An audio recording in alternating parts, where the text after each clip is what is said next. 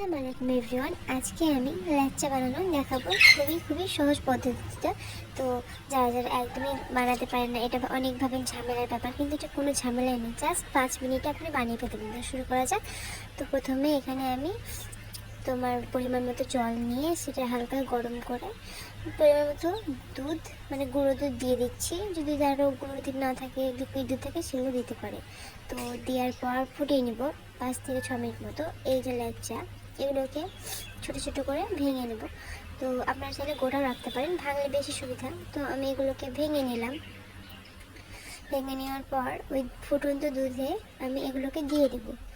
তো ফোড়নটা যদি আমি দিতে থাকি, আপনারা চাইলে বাটিতেও দিতে পারেন সরাসরি, কিন্তু এখানে দিয়ে মিনিমাম 2 থেকে 3 মিনিট রাখতে হবে, যাতে ল্যাচ্চাটা ভালোভাবে আর কি দুধটা শুষে নেয়।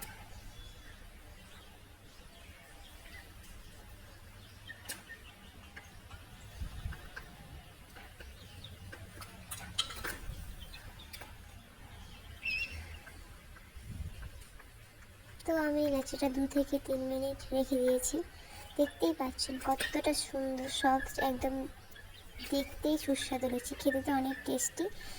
বাড়িতে একবার হলেও বানিয়ে দেখবেন, সেই টেস্ট। আরেকটা কথা বলে রাখি, এটা কিন্তু চিনি ছাড়া। যাদের মানে আর কি সুগার আছে, তাদের জন্য এটা পারফেক্ট। কিন্তু যারা ভাবছেন যে না একটু মিষ্টি খাবো, তারা কিন্তু ওই দুধের মানে যখন জলটা ফুটাবেন তখনই হালকা পরিমাণ চিনি দিতে পারেন, কোনো সমস্যা নেই।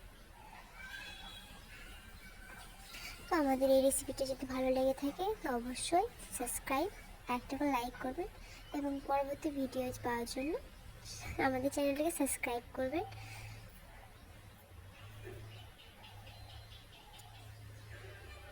আবার অন্য ভিডিও নিয়ে আসছি। আল্লাহ হাফেজ।